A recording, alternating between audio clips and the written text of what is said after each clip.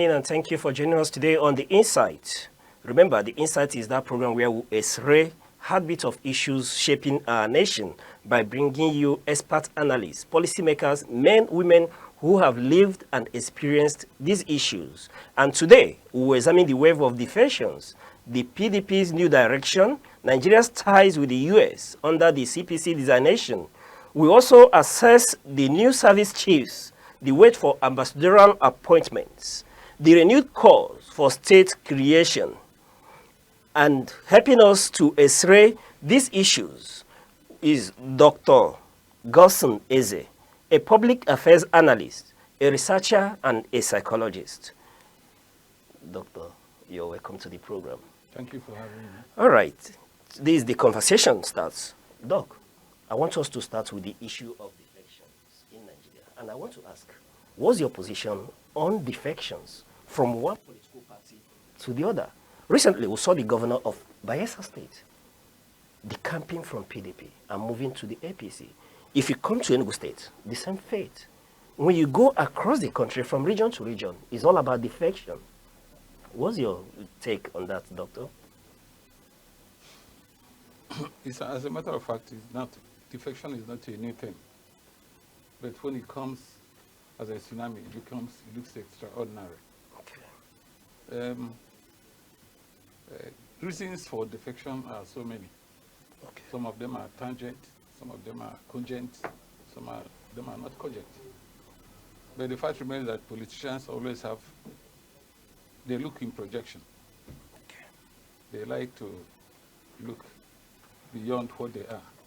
If you carry out an analysis of those who are defecting now, if you take the governors, for instance, the governor of Delta State will be going for second term.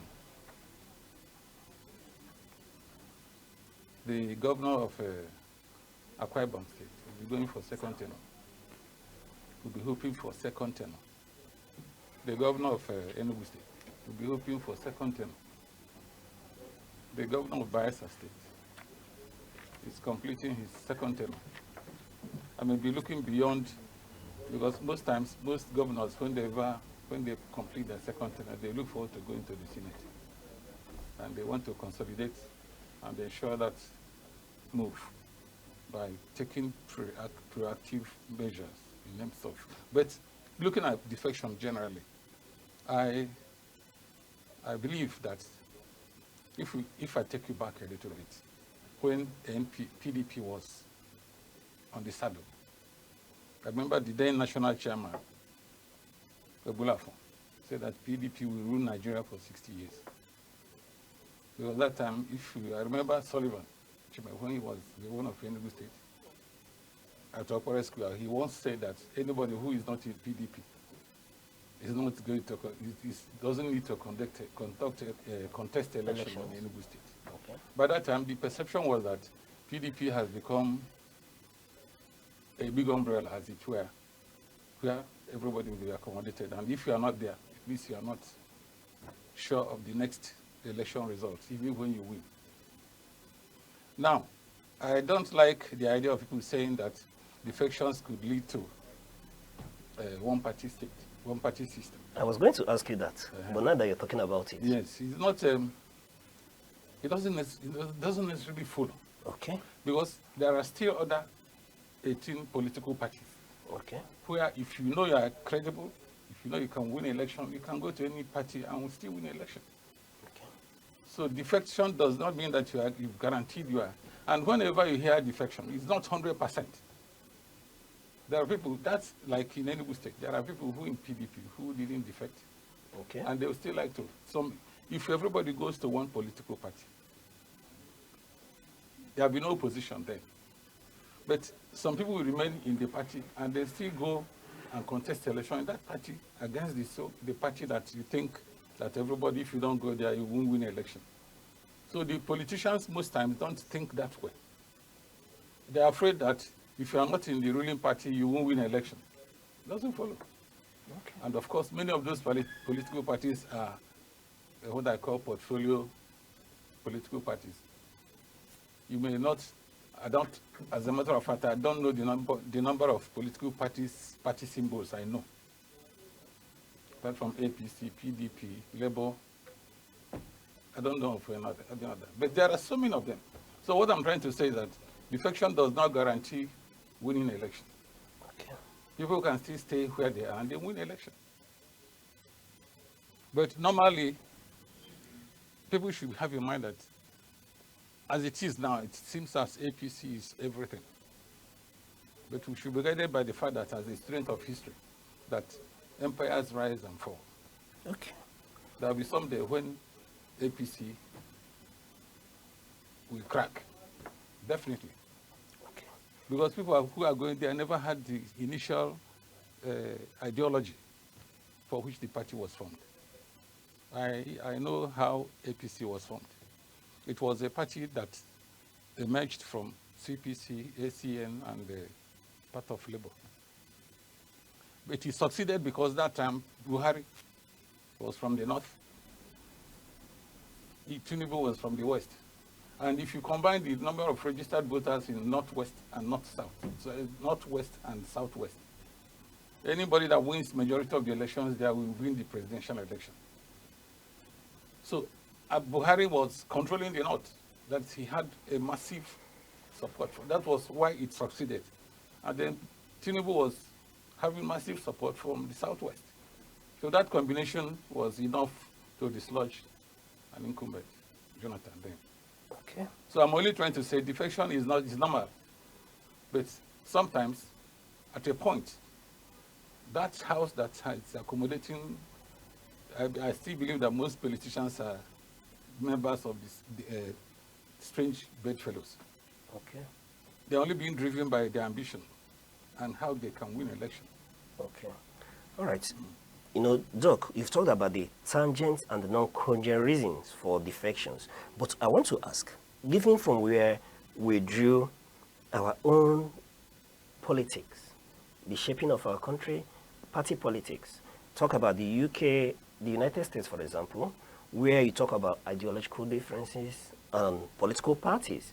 I want to ask, don't you think that these defections is as a result of or a sign of ideological bankruptcy on the part of our politicians, on the grounds of our political parties? I agree with you. Okay. So, now let me give you an idea of what, you see, politicians think of the next election, while statesmen think of the next generation. I want to get that again. You said? Politicians think of the next election, while statesmen think of the next generation. Okay. Now, if you look at, if you look at these politicians that are defective, there is that perception that if you are not in the ruling party, even when you win an election, that the ruling party will deny you that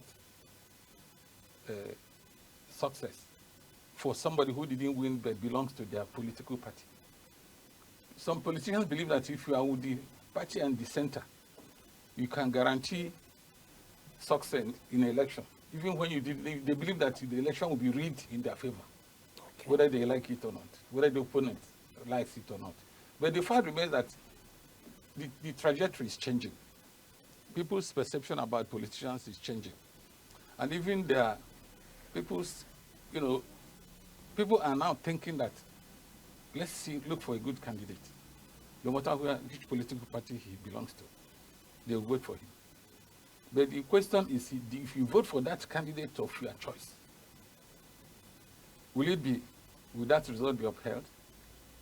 Would it be overturned for somebody who didn't even win an election? So that is the fear of some of these politicians who are defective.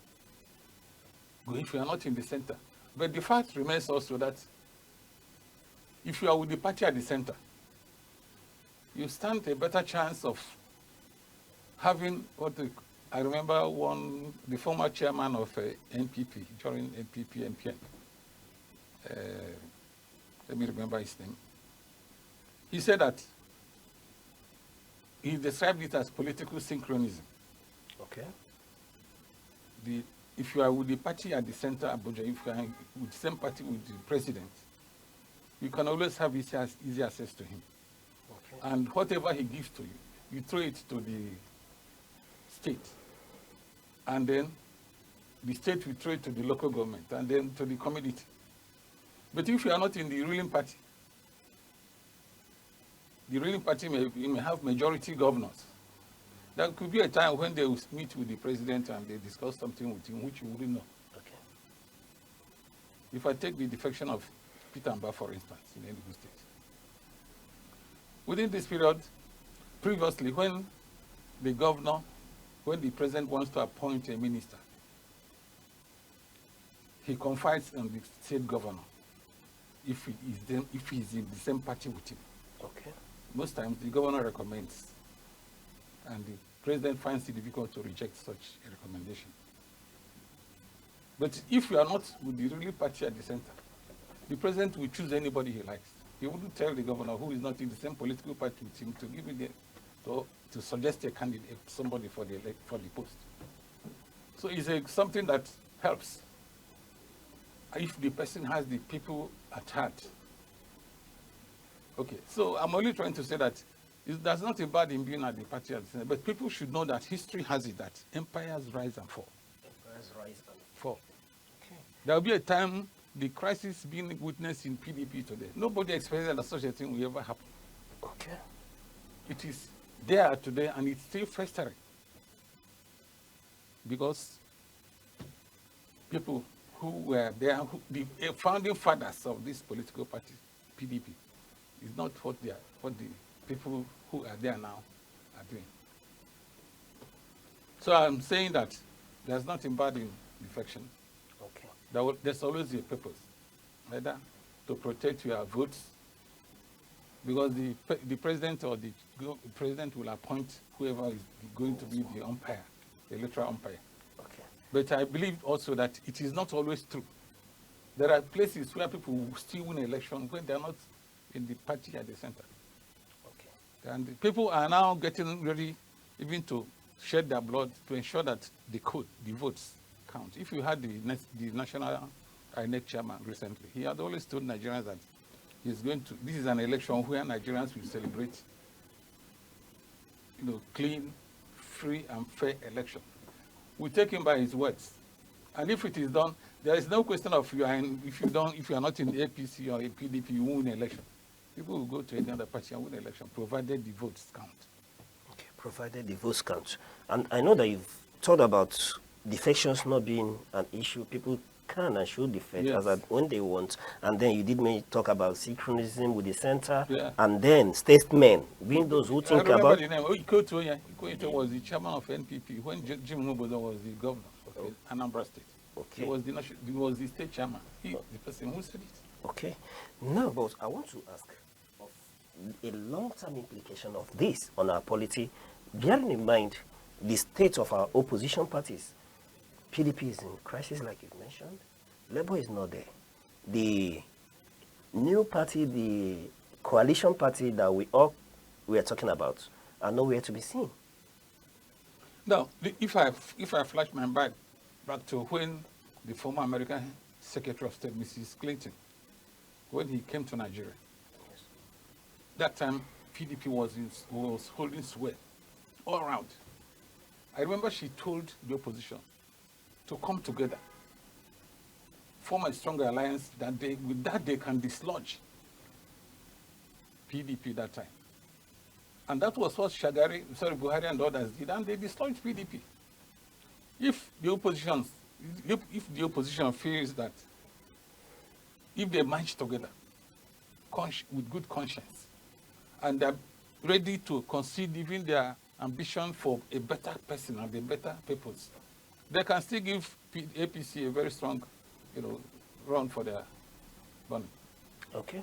If all the other political parties can meet together and say, I have the ambition to be a governor, I will suppress it. Check the other person who is more popular. Doc. If they can do that. Doc. But I know they will find it difficult to do it. I want to ask you because they can't. The way you've defined politicians is all about interest.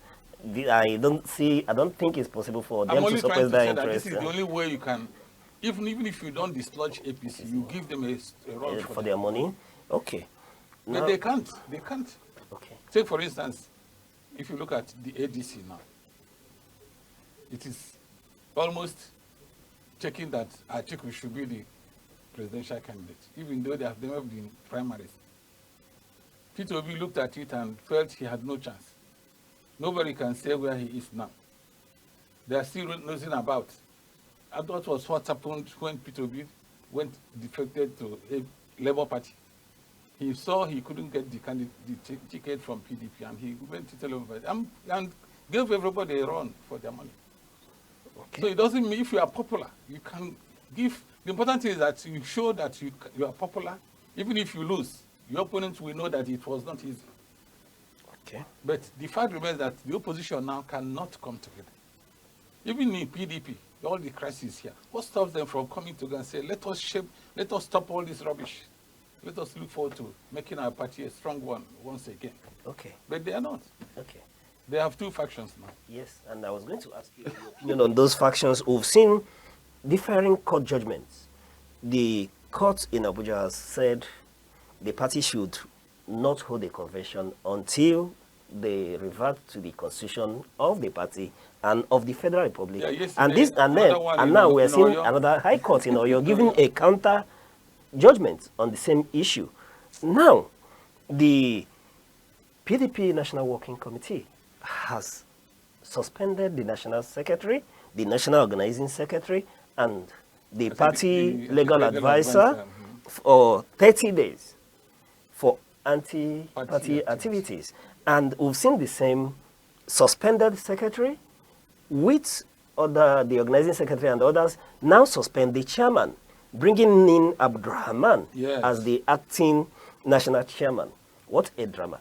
But I want to ask, do you see PDP, that convention, holding and being meaningful in light of PDP being an opposition party? Do you see them being able to organize and pose serious challenge to the ruling party, bearing in mind the position of Wike in this whole scenario? I don't want to talk about Wike. Okay. Because even as I speak now, I don't know the party Wike belongs to. Okay. But he's still a factor. But he's still a factor in PDP. Yes. You know, the fact remains that the two factions, I can't see them coming together to say, let us bury the hatchet and let us move forward. Okay. I can't see it. So, Doc, what is the position now? The position is that if any of the factions fields candidate for any election, it will be nullified. Okay. That's my thinking. What happened in Zamfara State, where almost all the positions were won by APC. Yes. But the court disqualified all of them because the process of the primary was not valid. And they all go. So what I'm saying that PDP needs some time to get themselves together. Okay. And they just a little thing. Concede your pride. Where I think PDP made a mistake was that the issue of Anyanwu. Even though Anyanwu contested the election as the governor in Imo State and failed, during that time he's no longer entitled to remain the national secretary. But he came back. And because they didn't want to absorb him back, the problem started. And this is what they later did. If they had done it early enough, it would have wouldn't have degenerated to this level where it is today. But Doc, I'm not speaking for PDP, but their constitution says may leave his position. So he's still at liberty, being that he wasn't free to come back to the same position. But the fact remains that if you are contesting an election, you have to resign your position. But the party constitution, which is supreme, has an opening. May or may not. Yes. May. So in this case, Anyanwu did not. And then the party didn't take action and he came back to the same position. No, the fact that the party even reabsorbed him to that position. And that was when there was a little calm. Okay. You know. But I think he still has grudges. That's my own thinking.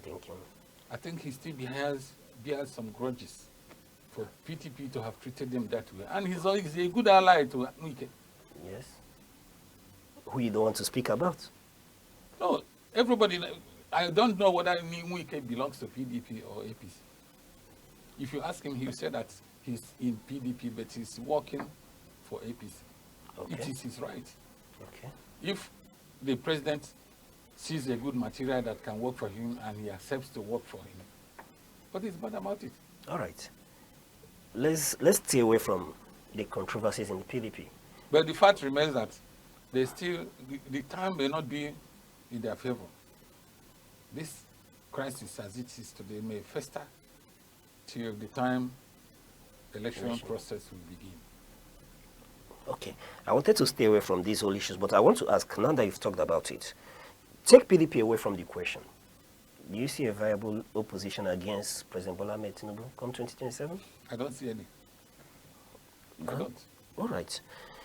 Now, I want us to look at the current issue Nigeria is facing, which is country of particular concern designation by the United States of America. But away from that, we've seen the position of China coming to side with Nigeria. Even European Union too. Okay, all coming to side. This morning, Coming to side Nigeria, yes, against the position of Donald Trump. What's your position on this whole alliance?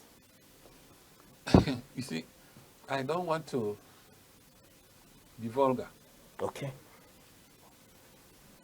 But I think that America, when you say America, Donald Trump, the problem in America today is more than what the problem we have in this country. Okay. And the idea, or rather the fact that,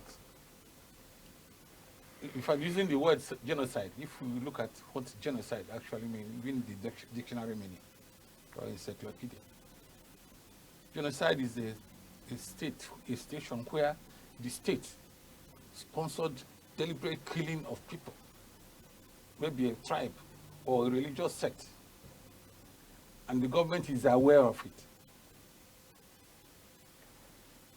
I remember there was genocide in Rwanda where more than 800,000 people were killed. The Tutsis and the Hutus, were killing the Tutsis, yes. It was genocide, deliberate killing, and the government was aware. When we talk about genocide against Christians in Nigeria, I describe it even in psychology, we call it vulgar excesses. Okay. It doesn't hold water. Because even the Northerners, the Muslims, the emirs are saying that more Muslims have been killed in the North than Christians. Okay, if America decides to invade Nigeria with military might, how are they going to know who is a Muslim and who is a Christian as they drop their bombs?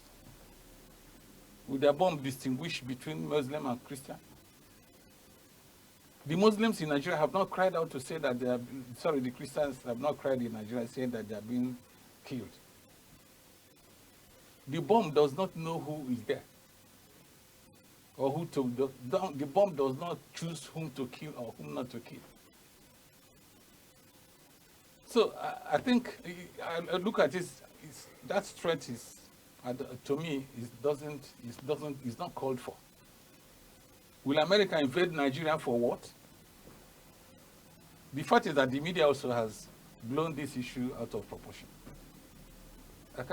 Before, there's this United Nations Charter of Sovereignty of Nations. You can't, even if he wants to invade Nigeria, the United Nations must approve it. Okay. With a reason that is convincing to them. Are you okay, if you invade Nigeria, you take over maybe some part of Nigeria and you say Muslims come there, you are safe here. And Christians, you pursue them and kill them. So I don't think it's something that, it doesn't bother me. Okay. Because he cannot try it. He cannot. And of course, this was, since Trump came into power this second time, it has been problem here and there with nations, with the tax, tariff, all this and that. And I mean, we should not ignore it anyway, but whenever there's a threat, you don't have to ignore it. People are talking about having ambassadors and people who discuss. If the president, Tinubu, goes to Trump, what is he going to tell him? Please don't come. Don't come and bomb us. But note that we are not killing Christians and leaving the Muslims. We're not targeting, in Nigeria, we're not targeting Christians. You see what he's going to discuss with him. In any case, this is a call. The Nigerian, thank God that recently new service chiefs were appointed and they have made their promises. Let's see how it goes. The fact remains that the government should wake up and tackle this insecurity to a stop. If not for it, because there's never a time where no country in the world that does not experience one type of insecurity or the other. But as well, we have border surveillance, gadgets. Okay. In America, how many persons are killed on every other day? Some people are shot in schools and whatever. So I'm only saying that we should not ignore that threat, but I think it's an empty threat. Okay. I'll mark you that most of these foreign Europe countries and Americans, wherever they are going for any action, there must be, first and foremost, economic interest. Okay. You remember when Bush invaded Iraq? In any case, they annexed part of Kuwait, and they said their mission was to make sure that Saddam Hussein withdraws from Iran, from Kuwait. Then you look at Libya. America said that Gaddafi was developing a nuclear weapon. In the words of Bush, he said the weapon of mass murder. When they eventually killed Gaddafi, nobody saw anything nuclear. that was Obama. So what I'm trying to say is that anywhere America or any European country goes, there must be economic interest. Okay. Nigeria should watch what the interest of America is. Now, I was going to ask you if this geopolitical interest economically steered.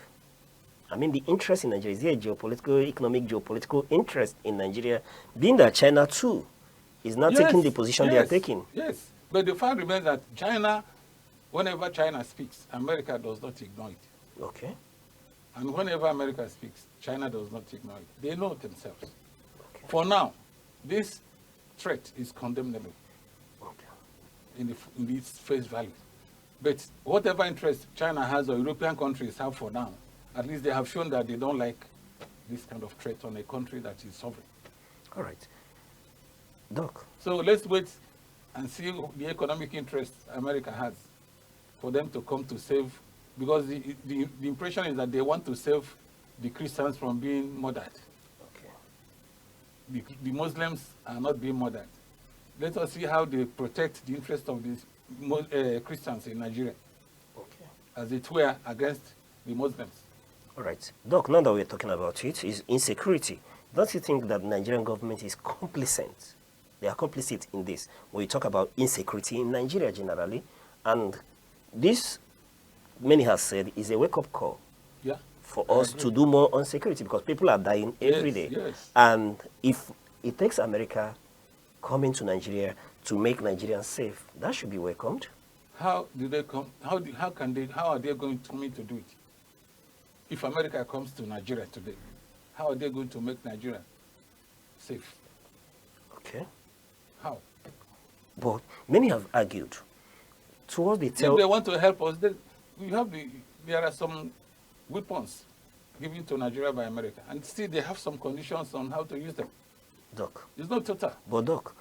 The Super Tucano, for instance. Yes, but Doc, they've argued that severally the ammunitions they give Nigerians end up in the hands of bandits and terrorists. Who gives it to them? They brought it.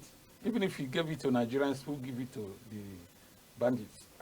Who is to blame? Why do they give it? Why? No, Doc. Being that Nigeria, in the past, towards the tail end of the Goodluck Jonathan administration, recorded success in the battle against terrorist bandits by bringing in mercenaries from South Africa. Can't we toe the same line with the Americans and see that we root out this evil once and for all? I'm not aware of this information you are giving. Okay. I'm not aware of it. It's in the public domain. They acknowledge to the fact that, yes, successes were So recorded. we need mercenaries to come and liberate us in this country.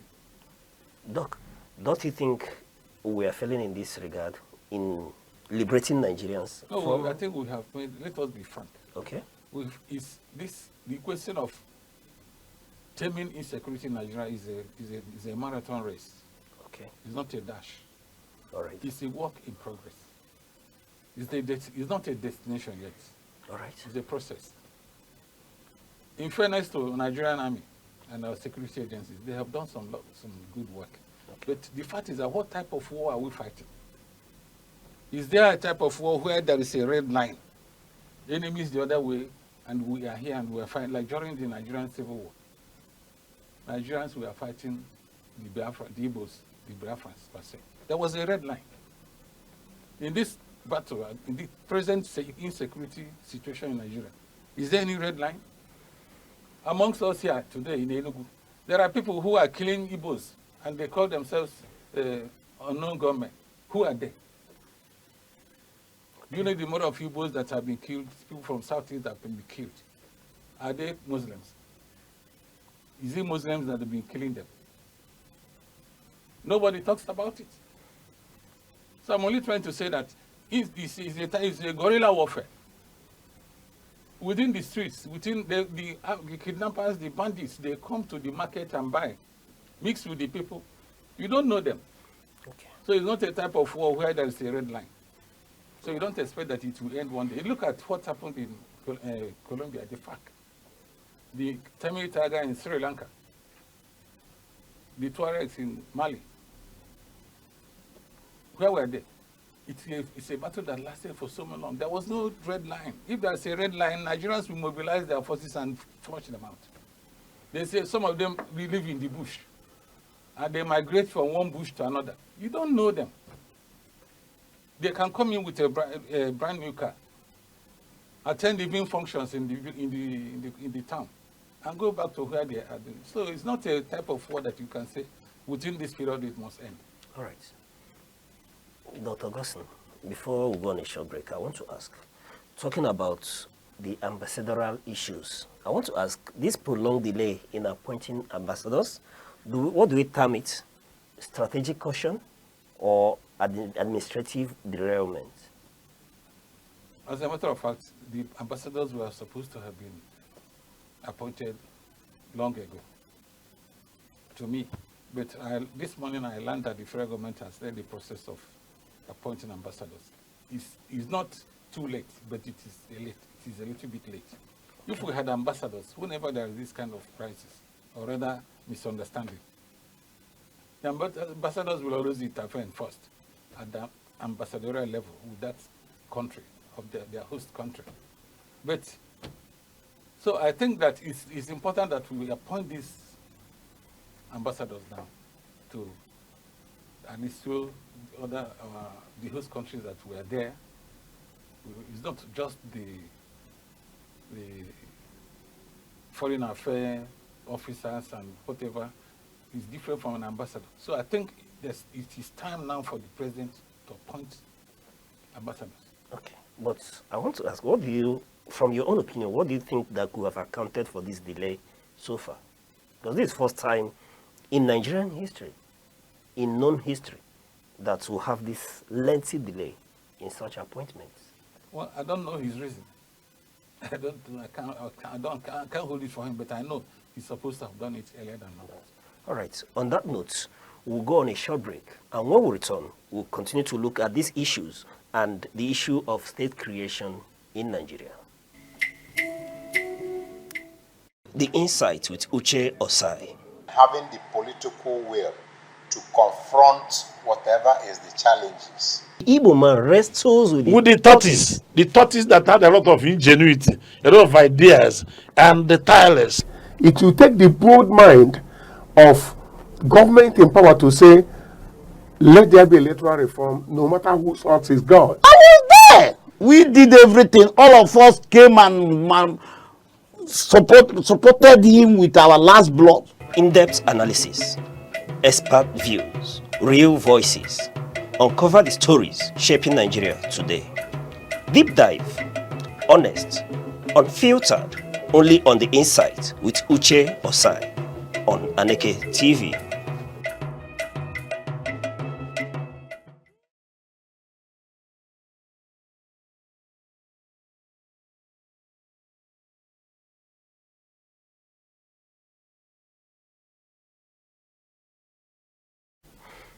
Thank you for staying with us on The Insight. And we've been having a conversation with Dr. Godson Eze, a public affairs analyst, a researcher, and a psychologist. Doctor, You're welcome. thank you. You're welcome. Let's look at the issue of state creation. There has been an imbalance. And recently, the National Assembly is talking about creating additional states. Let me just get your opinion on state creation in Nigeria. Okay, let me make it easier. Vis-a-vis the fact that there's an imbalance, the Southeasterners have been complaining they have lesser states compared to other regions in Nigeria. And resources in Nigeria are shared according to states. Many have argued that this has changed the Southeasterners, predominantly the Igbos, in Nigeria. Okay, now let me first of all agree with you that there is need for more balance in state creation, balance, not just creating more states. Okay. Because I know many of the states are not viable, those ones we have now. But when we look at Southeast has 5 states. And the clamor, first of all, is that we should have 6, like others, except Northwest. Sorry, it's Northwest that has 7 states. Okay? Yes. Now, state creation is, if I take, for example, the number of states, number of requests for state creation is more than 30 or 40 new states. And you ask, why? How viable are they going to be? As we speak, there are some states that have not been able to pay the former minimum wage. And are clamoring for creation of states. It is just the ambition of some people who want to carve their own empire. Creation of state does not make the state more viable. What are the viability of those states? And then when you take, for example, the factors, the criteria for creation of state. One is population. Another one may be land mass. Niger State only, as I speak to you, is larger than the whole of Southeast in terms of land mass. Only Niger State. If you combine the whole states in Southeast, in terms of land mass, is not as much as only Niger State.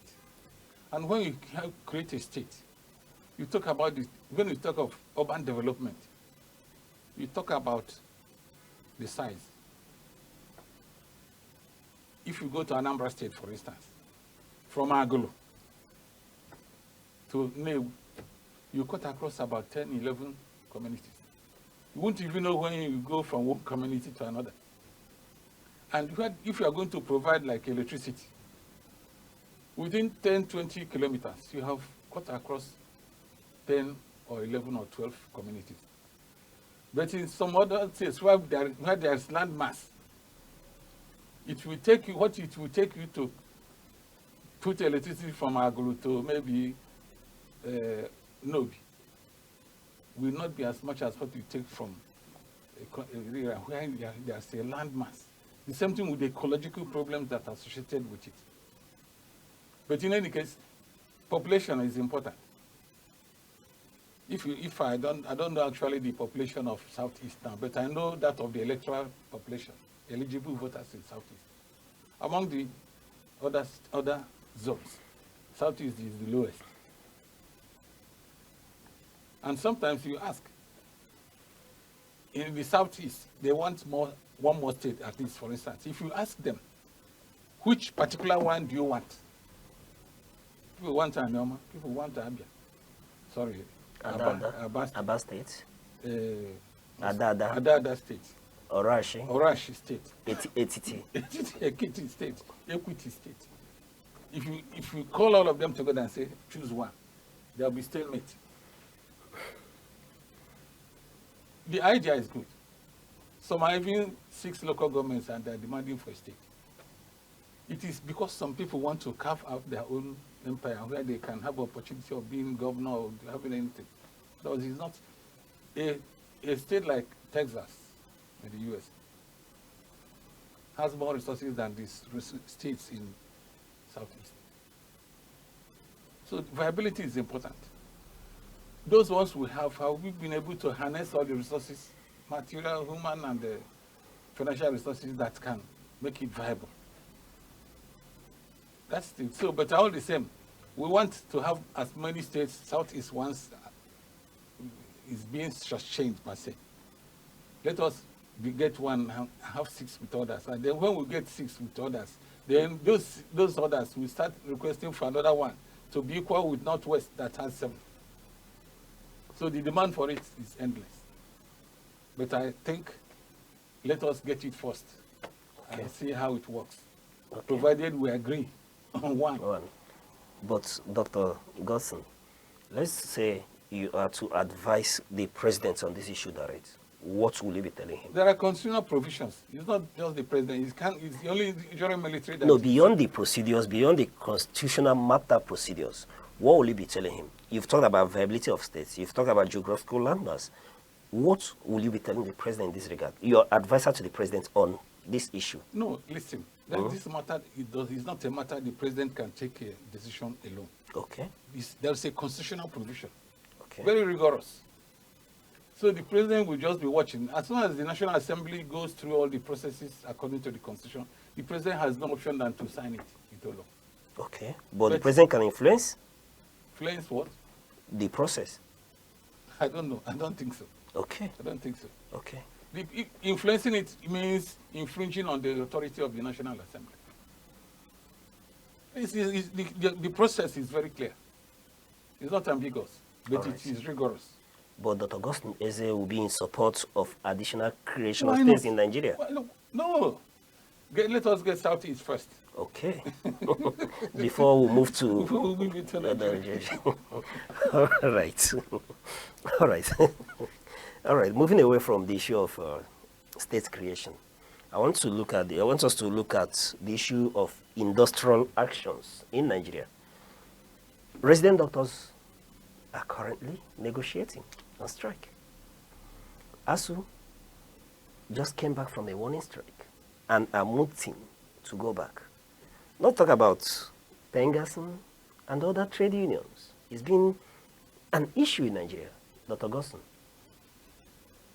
Now, let me tell you, I want to be blunt. All right, this is the insight, and If I'm the one,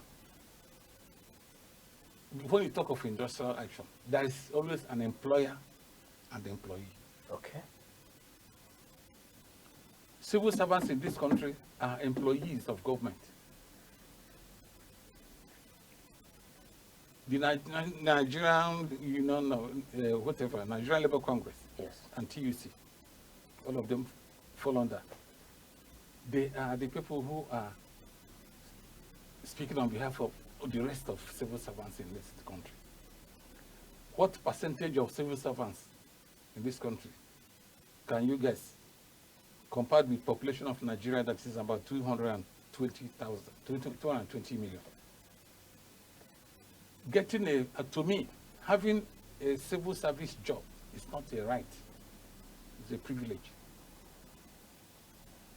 You are here in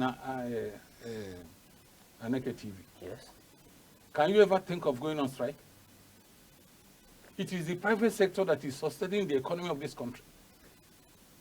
The entire number of civil servants in this country does not constitute up to 2% of the population. Yet, they take more than 50% of annual budget. Yet, they are not grateful. Now, let me tell you. There was the time when ASU was on strike for almost 8 months to 9. I went to industrial court here in Enugu and filed a case against ASU and federal government. The case was transferred to Abuja. What was my demand? What was my request? I said, government must invoke no work, no pay. It's a labor law policy. It's not imaginary, it's in labor law. You don't go, as soon as you go on strike, you have no pay, no work, no pay. And that is the only way that can stop or minimize all this incessant strike. ASU was on strike for 12 months, almost 8 months. Children, our students were at home reading about. Students who were to stay 4 years in university, some of them stay 5, 6. Because Think of number of strikes, more than 15 in the past 10 years in Nigeria. The resident doctors are on strike. By the time they come back, how many patients have died? To me, there's nothing bad in requesting. When our little knowledge of economics says that demand, using demand as ability to pay. Whenever these unions want to talk to government, they say we are demanding. You are right. It's entrenched in your appointment paper. That is what can be regarded as your right as long as you are working. Your salary, the allowances, all those things make up your allowances. Civil servants no longer tell Nigerians that there's what we call annual increment. It's automatic. The only thing you can do, you have to negotiate with your employer. And when you are negotiating with your employer, you don't go on strike. Negotiating with the government is, your employer is, this is my right. Maybe you have not paid the salary for 2 or 3 or 4 months. It's your right to have the salary. Then your employer says, I'm going to pay it in installments and get it done. And while you are saying that, you decide to go on strike. What is the manpower loss? I'm only trying to say 2 things. I want to be quoted anywhere. The only way that can stop this incessant strike is to invoke no work, no pay. The private sector, which is controlling more than 95% of the economy. Have you ever heard of any private sector going on strike? If you go on strike today, don't come to work even at the actual time. Dr. Godson, Yeah. without wanting to hold forth for any of these factions, talk about the government and the, let's say, the trade unions, but often it's been cited that the reason for these incessant strikes have been government's failure to implement agreements. Yes. What is the agreement? Now, you have, if I'm your employer and I have not provided you with adequate materials to work with, what is your option? What is option is left to you? If I don't, here, for instance, this naked TV, if you are not provided by your employer materials to work with and to give efficient service, what do? You resign. You don't have to tell him what to do for you. As we say that infrastructure is decaying, is it your business? They will say that their salary must be increased. The last minimum wage increase was 133%. But doctor, I don't want to. I'm not trying to cut in, but I want to call your attention to labor acts, labor laws that empowers these unions to demand for welfare of their members, for improvements on conditions of service. Take, for instance, the case of resident doctors who have cited the condition of service, non-availability of what they need to be effective in the discharge of their duties. I agree with you, but the fact remains that it is not your right. If I didn't give you what to work with, you go. But if I've agreed to increase your salary, that is during negotiation. Yes, the important thing is that you negotiate with your employer. You don't give him order. If he doesn't do it, you go on strike. You can't do it in private sector. Okay. It's only in government sector that people can get up and say that they are going on strike. And no matter how long it takes, they come back and still take their salary for doing no work. Okay. All right. It doesn't help our economy. Doc, let's move away from this now. Let's look at, before I wanted to talk about state policy, but before I go into state policing, let's talk about apathy in southeastern Nigeria. Of all the regions in Nigeria, you have low voter turnout in the southeastern region, spearheaded by Anambra State, that will be going into the gubernatorial election on Saturday. When you talk about voter registration, the southeasterners, the turnout is low. Can you speak to this challenge? Now, let me tell you. If there are 1,000 registered voters in the southeast and 100 came out for vote, there will be a result still. Okay. That there is low turnout doesn't stop those who came out and stop the electoral umpire from counting those who came and giving out results. So it is absurd. If you think, if you are annoyed, you don't want to come. Some will come and the election will be held and the result will be released and somebody will emerge. So what is the need?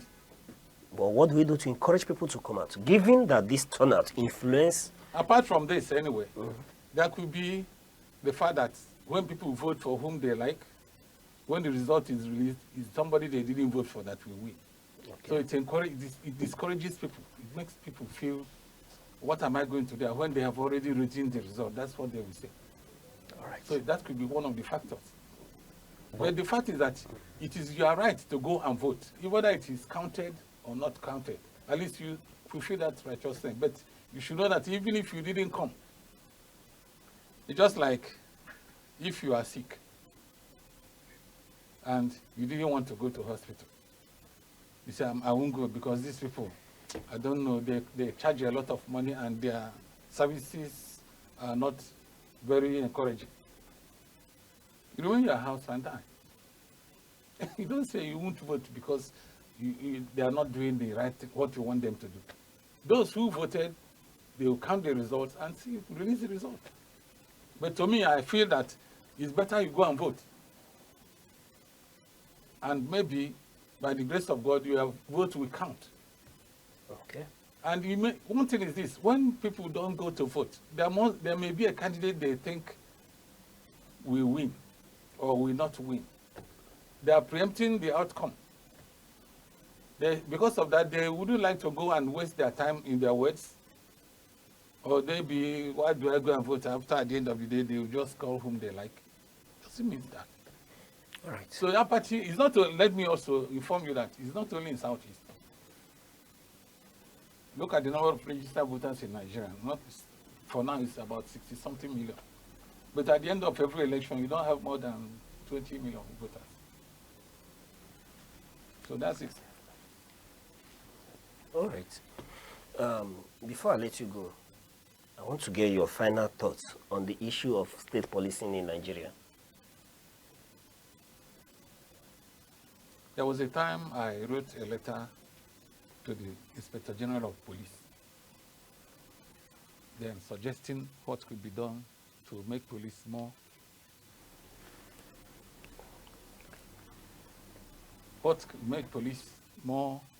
viable and their services much committing. If you make all the state commissioners of police indigenous of that state, when Buhari came into power, all the military administrators then were posted to their states of origin. If you post the zonal commanders of police, area commanders, to their own locality. But let's start from the commissioners of police. If the commissioner of police of Enugu State is from Enugu State, he will have a moral commitment. He will not tolerate certain things that are happening here. But when you bring somebody from Sokoto State to be commissioner of police in Enugu State, he doesn't know the terrain. He can't even speak the language. All right. So posting police officers to their areas, we minimize and we make them more efficient and they'll be morally committed to do the job. All right. On that note, Dr. Godson Eze, thank you for coming on The Insight. You're welcome. Thank you very much. And that's it for today on The Insight. I still remain your host, Uche Osai. Thank you, sir. The Insight.